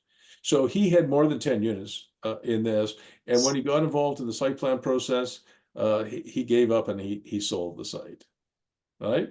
So he never went ahead with it because the site plan process would have cost him probably, like Dr. Olander for his Canada project has spent close to $300,000 in 3 years of his life on site plan, right? So, whatever you design for this particular site, you don't want to go over 10 units, right? Yeah. It just becomes ridiculously difficult and expensive. So this one didn't go forward, unfortunately. Okay. So that was one I found that actually quite interesting. And I thought I'd show it to you because those are the kind of projects that you might want to do. But obviously you would keep it to 10 units or less. So that would be one possibility. There was another one I wanted to show you. I don't know if I have it here somewhere. I thought I opened it up. Maybe it's, no. I know I had another one I wanted to show you. And, oh yeah, I do have. This is the one that I thought I had shown you. This is a former student of mine who builds these. And I didn't show you this? Nope. Okay. So this is in Ottawa. It's 147, 149, 151, 153 Elm Street in Ottawa. And it's built by Salem McDonald. He would be older than you guys now, in his late 30s. And he runs a company called Sage Construction. You can't even look them up on the internet because he doesn't even have a website. He's very successful. He does infill projects. And this project is incredible. His lot is only 57 feet. So your lot is almost 66 feet, so it's considerably bigger. And look at the yield he got on it. He got not 1, not 2, he got 4. 4, I don't know what you even call them, semis? Yeah, so 4 semis, I guess. Yep. Yeah. But wait, it gets better. So here's an isometric view, if you can see it okay. So there's one semi here, another one here, a third one here, and a fourth one here. So right on a, and the city of Ottawa loves this guy. He gets his projects approved and he gets them built in, and a very similar zoning, R4H. Yeah. And here's the, I guess this might come from Geo Ottawa. It's on Elm Street, as I mentioned. Now I'll come back to this particular thing. But what I wanted to show you, this is, I had nothing to do with this. This is all Salem. Okay. These are freehold towns, freehold, Yeah. if you can believe it. So, and how he does it is this. So 153 has this frontage here, and it's obviously it's a freehold. 147 is a freehold because it has all this frontage.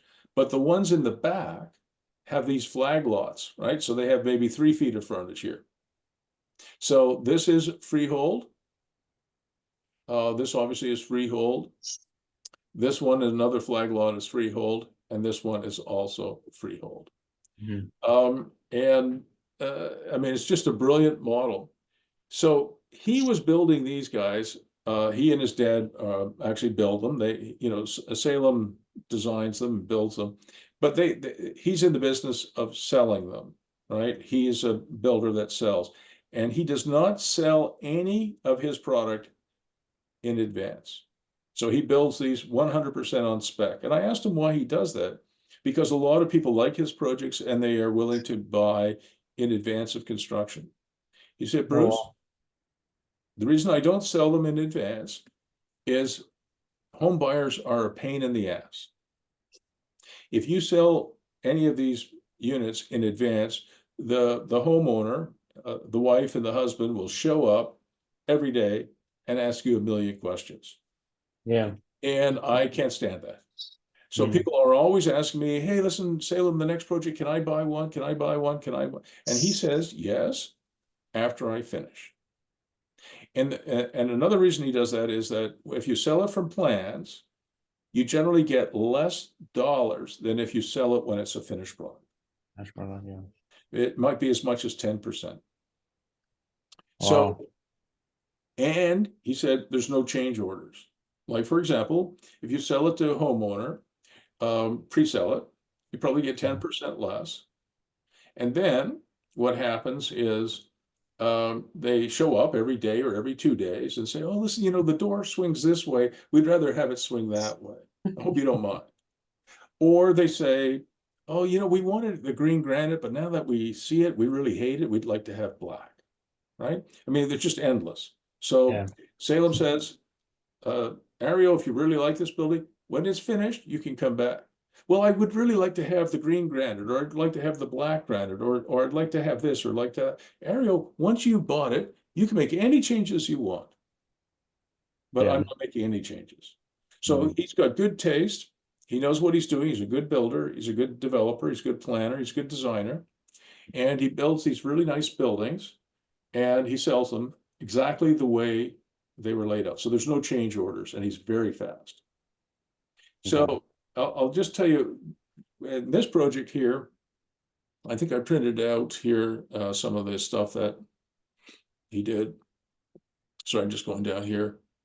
So 151 Elm Street was sold. When was it sold? It was sold. So this goes back over 10 years. Was sold for $618. Okay. Wow. Yeah. And just to give you a sense of it,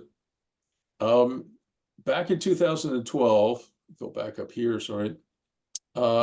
He and his dad could build each one of these buildings for about $300,000. That was his cost to build the thing. Most developers who were buying lots like this were only getting 2 units. They would get, 2 semi-detached units, not 4. So he was paying about $75,000 a door for land, right? And costing him about $300,000 to build it. So he's probably in for about 400 grand. And he didn't need any financing because he has lots of cash. He's a young man, but very successful. And he would sell them for between $550,000 and $600,000. So he's making about $150,000 a door. So out of this project here, back in 2012, Salem could pull out about $600,000 of cash. And he would do probably a couple of these a year. Yeah. So he and his dad were making, between the two of them, well over $1 million a year in cash.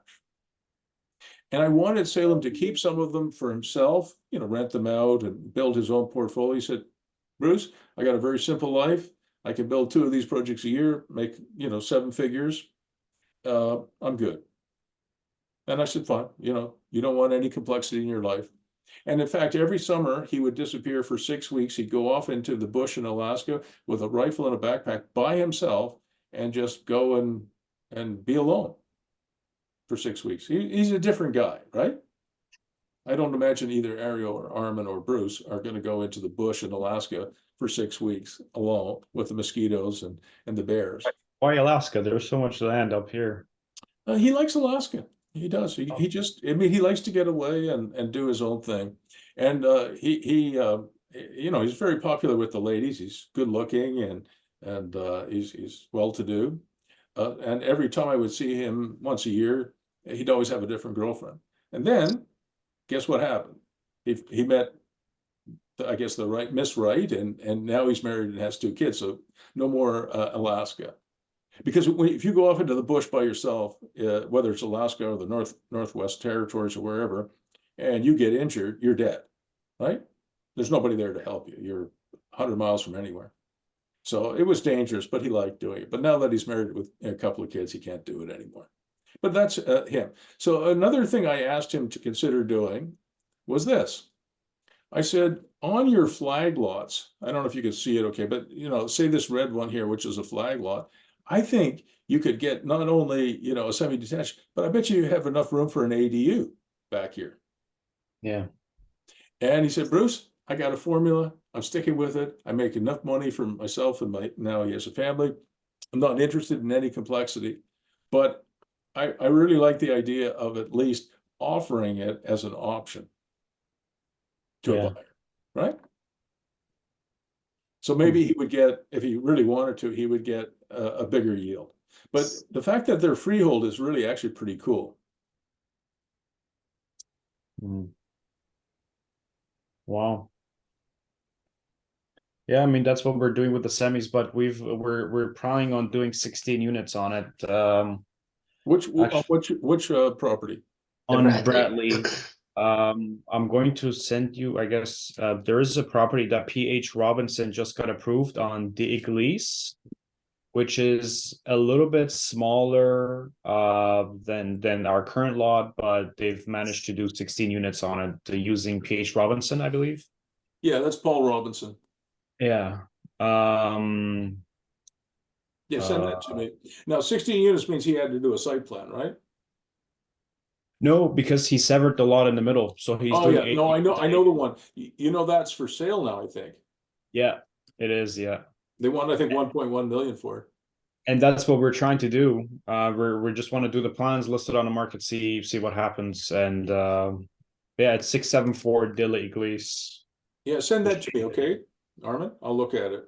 So you're planning to do a flip the paper?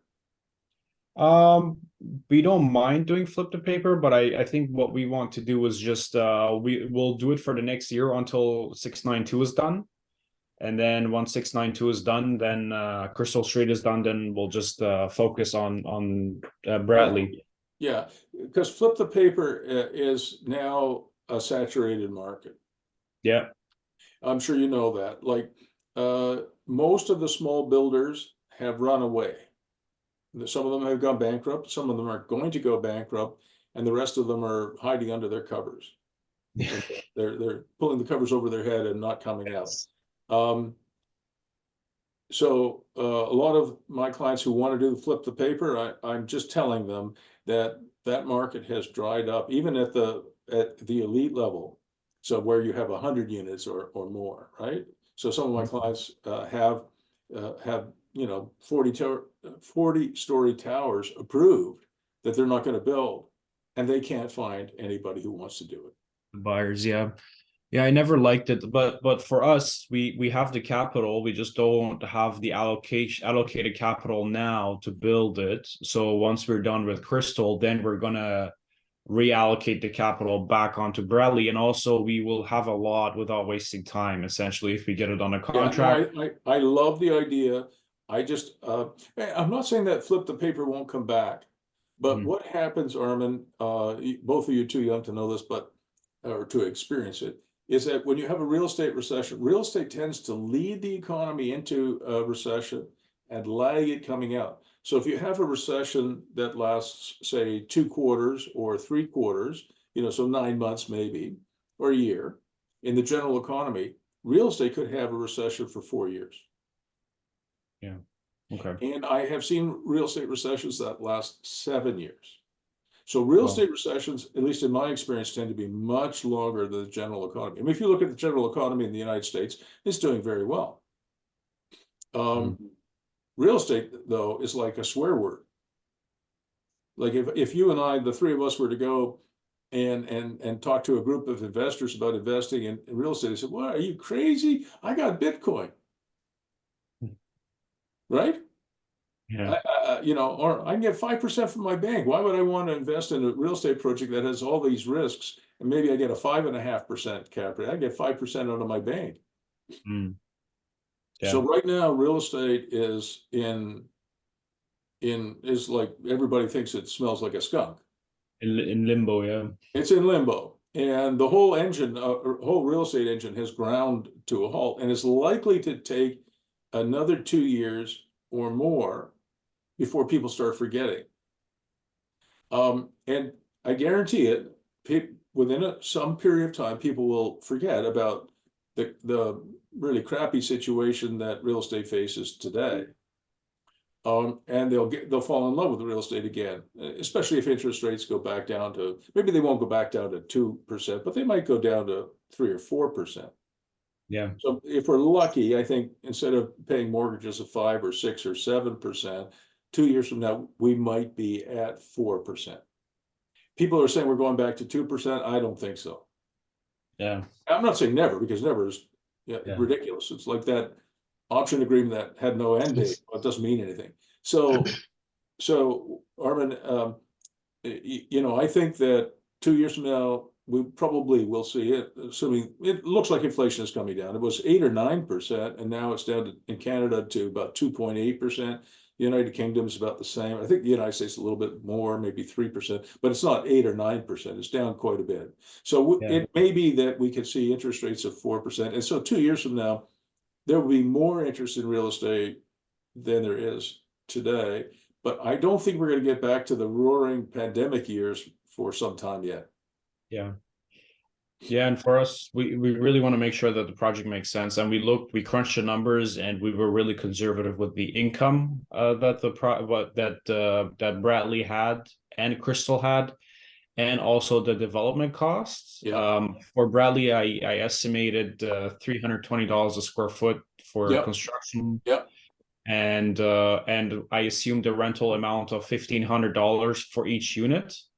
And it ended up being at a 6.5 cap, I believe, post construction. Well, if you look at what we did on Crystal, right? Well, the spreadsheet that we did last time we talked, it was about 6.5%. Yeah. I think that's probably about right. And 6.5% for new build is pretty good. The one thing I've asked you to consider, though, and Chris Jalcozy, if you're going to use him again, knows this stuff inside out, is I do want you to at least think about your 2 bedroom units being the second bedroom being a lock-off suite. Yeah. It will give you especially if you retain ownership of it, or even if you don't, but especially if you retain ownership of it, it will give you tremendous flexibility. If we go back to the work that Salem was doing, here, again, I would absolutely have one of these ground floor spaces would be a lock-off suite, right? Mhm. So it's not considered another unit. But let's say you decided to sell, like, let's say you had 4 of these on Bradley, okay? Say you had 4 of them. You could sell 3 of them and keep 1 of them, or you could sell 1 of them and keep 3 of them, right? I mean, it gives you an infinite number of possibilities. But if this is a semi-detached and it has here it has a lock-off suite on the ground floor with its own ingress and egress, but also, of course, connecting door. It's not considered another unit. Mm-hmm. Yeah. And these ground floor lock-off suites are very, very inexpensive. You're putting in an extra bathroom. You're putting in a little wet bar, but that's about it. Okay. And if you think about it, if I owned one of these, if I bought it from you, or even if I was renting it, or you were renting it, that lock-off suite could be its own rental. And what could you get for a studio apartment on Bradley? Studio probably 1,500, I would say 1,400 maybe. Yeah, I think so. I'm getting 1,600 in Belleville. Yeah. And Belleville's much smaller than Ottawa. Well, so okay. it adds tremendous return. Like the extra bathroom, 1 extra door, a tiny wet bar, kitchen, maybe a few other items, maybe it adds $15,000 or $16,000 to your costs. But if you can get $1,500 a month for it, I mean, think about the cap rate on that. Yeah. It's pretty good. What do you think about the parking situation though? Because well, this one has, I guess, a driveway, but a lot of these infill developments, especially the multis that we see, they don't have parking spaces, and I'm scared that we're gonna have a plethora of these developments with no parking just because the zoning allows, but then the renters would actually be willing to pay premium when there's a lot of these rentals. The answer to that question is I don't know. Hmm. My youngest daughter, Jessica, she's a little older than you, Ario. I asked her to do this. This is not statistically significant, but I asked her to do a poll of her friends who are all in their 20s, mid-20s, or whatever. And she talked to 32 people, including herself, so 31 others. I was amazed. Out of 32 people in their 20s, only 2 had cars. Oh, wow. 2. So it wasn't 0. So Jessica has 1, and one of her friends had 1. But what even more flabbergasting to me, out of 32 young people, only, I think it was 5 or 6 had their driver's licenses. Like 25 or 27 of them didn't have their licenses. What? They did not. Are they So just a question, if you don't mind me asking. I think it's also demographic, based as well, no?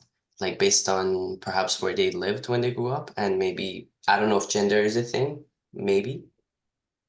Yeah, I mean, most 16-year-old boys want to get their license the day they turn 16, and they want to get a car because for most boys, they think, get your license, get a car, get a girl. Right? I mean, what do most 16-year-old boys think about most of the time? Finding a girlfriend, right? I'm sure I got my license within days of being 16. Get your license, get a car, get a girl, and it worked. I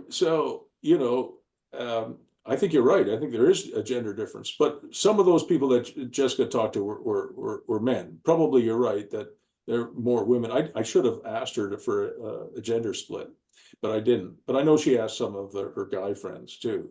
But so Armin, I could take you to a number of buildings. We own a condo nice condo in a tower, and it has, I think, 3 or even 4 levels of parking underground. We've owned it for a long time. So 20 years ago, if I took you to the underground garage, you would have seen every spot was full. Everyone was full. Now, if I were to take you into this underground garage, like we have 2 parking spaces there. We only have 1 car, and our tenant only has 1 car, but we have 2. We cannot rent the second one. Half of the spaces underground are empty. Half. Oh, wow. Young people are taking Uber or Lyft, or they're taking public transportation. Or if they want to go out of town and they want to have their own vehicle, they call up Enterprise, and Enterprise rental car will come and pick you up, take you back to their rental car place, have you sign up, off you go for the weekend. Wow. That Enterprise will do that. So, or you can, so I have some young people who I coach in business, they're tech guys. And when they come and see me, because, before the pandemic, they would come and see me. Now it's pretty much Zoom, but before then they would come and see me, and I would go, oh, where's your car? Oh, I just Ubered over. And most of them, I mean, these are well-to-do people, right? Most of them, they've set up their Uber account or their Lyft account. The bills just go to their bookkeepers and their accountants. They don't even see it, right? Mm. And they would never think about owning a car. And these are people who certainly could afford a very nice car if they wanted one, but they don't. If they want to drive to Montreal, they'll just rent a car from Enterprise and off they go. And some really fancy car, you can get some really nice rental cars these days. Wow. So listen, I'm not saying I'm right, but Edmonton, the oil capital of Canada, got rid of all their parking requirements. And so you're seeing car ownership erode in two groups: young people and seniors. Yeah. A lot of seniors are giving up their cars because they can Uber. Like if you're a senior and you only go out, 5 times a month and you spend $20 on an Uber, it's a lot cheaper than insuring a car, buying a car payments, it's putting petrol in, Yeah. repairing it, maintaining it. I mean, I don't know what it costs to buy a car. I got a nice BMW. I don't owe any money on it, but if I had payments on it and insurance, it'd probably be, I don't know, $800 a month or something. Yeah. Certainly. So you can order a lot of Ubers for $800. Mm. Yeah, that's true. So I don't know, but I agree with you on one thing. I would have some parking. Mm-hmm. I would have some parking. I might not have as many parking spaces as we had 20 years ago, but I would have some parking. Okay, I see. All right. Okay. Is there anything else before we break? Nope. I think that's it. All right. So I want you to think about what the development will look like on Bradley. Mm. If you were to buy that, I think you would sever it probably right away, if you could. Because every time you put a line on a piece of paper, you make money. You understand that? Yeah. We've talked about that before. So if you had two 35-foot lots, if you decided, maybe you just flip one lot for $450,000 a year from now, and you keep the other one, which now, if you bought it for $621, now it costs you $175,000, right? Mm-hmm. So, or you keep both of them and you do 2 8 units. Like now, Paul Robinson is retiring. He's only in his 50s, but he's decided to leave the profession. He's just frustrated. By the city or by whom? I'll give you one guess. Planning. Hmm? Oh, who's the clients? No, he's not frustrated with his clients. It's the city. So yeah. No, I mean he's fed up. I mean, Paul's a good friend of mine, and I've been trying to talk him out of retiring. He's in his 50s. What are you going to do? He said, well, I'm going to ride my bike. Well, that'll work for a week. It's not good for people to retire and sit at home and watch TV all the time. They deteriorate faster, I think, right? They certainly do. We've talked about that too. I'm 72. I'm going to continue to coach until people just don't want me anymore. Wow. All right. So listen, I really appreciate you sending me the agenda, Ario. It helped. Maybe next time a couple of days in advance. A couple of days. And I want a mid-month report from you guys in 2 weeks, and let me know what direction you're heading in terms of Bradley, and also any changes in Crystal. And I really want you guys to work on with Chris, if possible, on at least adding some lock-off suites. Okay. All right, see you. All right. Thank Bye-bye. you so much. Appreciate Thank it. you. See you guys. Bye-bye.